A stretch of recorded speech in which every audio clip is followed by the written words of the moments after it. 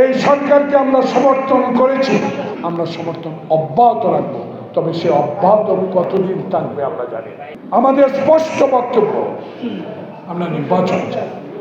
সেই নির্বাচনে জনগণ তার প্রতিনিধি নির্বাচিত করবে, সেই প্রতিনিধিরা সংসদে মূল সংস্কারের কাজ সমাধা করবে। 16টি বছর হাঁটু পানিতে দাঁড়িয়ে জঙ্গলে ঘুমিয়ে যারা এই সরকারের পতন ঘটিয়েছে, সেই সরকার ক্ষমা করে দিয়েছেন আগস্টের পর কিছু দল, কয়েকটি দল। আমি নাম উল্লেখ করতে চাই।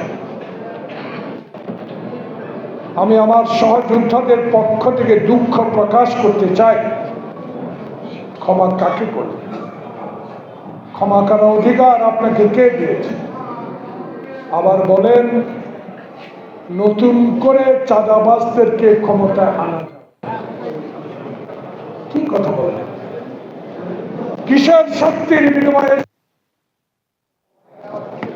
শহীদের আদর্শের সেনারা কি এখনো মরে গেছে? এখনো জিন্দা আছে। দয়া করে মুখ বন্ধ করেন, অনেক কথা আছে। মিত্র ছিলেন, শত্রু হয়েন না। দয়া করে শত্রুর মতো কথা বলা বন্ধ করেন। আপনাদের ইতিহাস আমাদের জানা আছে।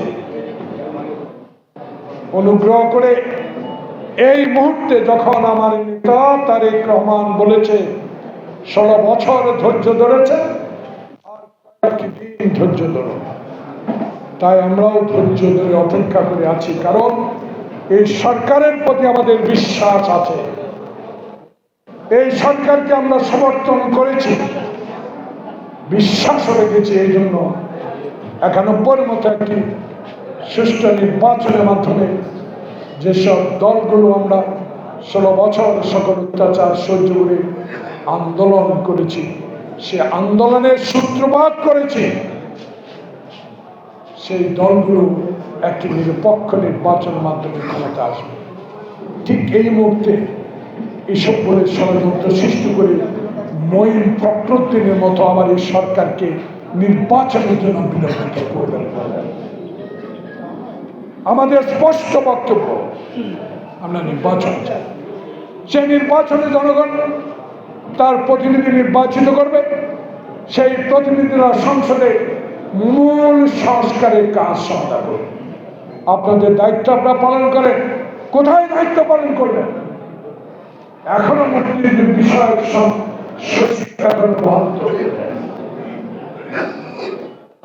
যেই সচিব ভুয়া মুক্তিযোদ্ধা নিয়ে আওয়ামী লীগকে পরিচালিত করেছে, কি করেছেন এটা তো আমাদের কাছে জবাব দিতে হবে।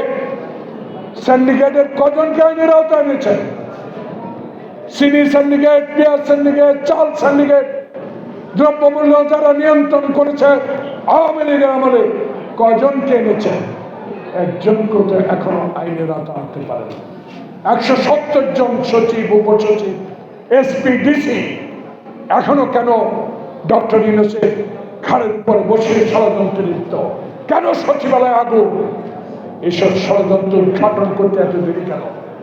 আব্দুল সালাম ঢাকা মহানগরের যখন আহ্বায়ক ছিলেন, তার গাড়ির কোনখান দিয়ে হিসাব রাখতে পারেন, ডিবি রাখতে পারেন, এনএসআই রাখতে পারেন, ডিজিডিএফআই রাখতে পারেন। এত ডিজিডিএফআই, এত এনএসআই, এখন কেন এই ইউনূস সরকারের আমলে ষড়যন্ত্রকারীরা বসে আছে খুঁজে বের করতে পারেন না? পারেন, করেন, আরো বিশ্বাস আনেন। যদি বিশ্বাস আনতে পারেন তাহলে ইতিহাসে আস্থা করে আবার মঈন ফখরুদ্দিনের নাম লেখা হবে। আমরা চাই না মঈন ফখরুদ্দিনের মতো আবার বিলম্বিত করে দেশে আবার আরেকটি ফর্মুলা, আরেকটি নতুন দল সৃষ্টি করে বাংলাদেশে কেওস কমপ্লিট সৃষ্টি করবেন। আমরা তো সমর্থন দিয়েছি, আমরা সমর্থন অব্যাহত রাখবো, তবে সে অব্যাহত কতদিন থাকবে আমরা জানি না। তাই কথাবার্তা যারা বলেন মুখটা বন্ধ করে বলেন। অনুগ্রহ করে দেশে ষড়যন্ত্রকারীদেরকে সহযোগিতা করছেন এইসব কথা বলে, বিলম্বিত করছেন এইসব কথা বলে, দয়া করে এইসব কথা বন্ধ করেন।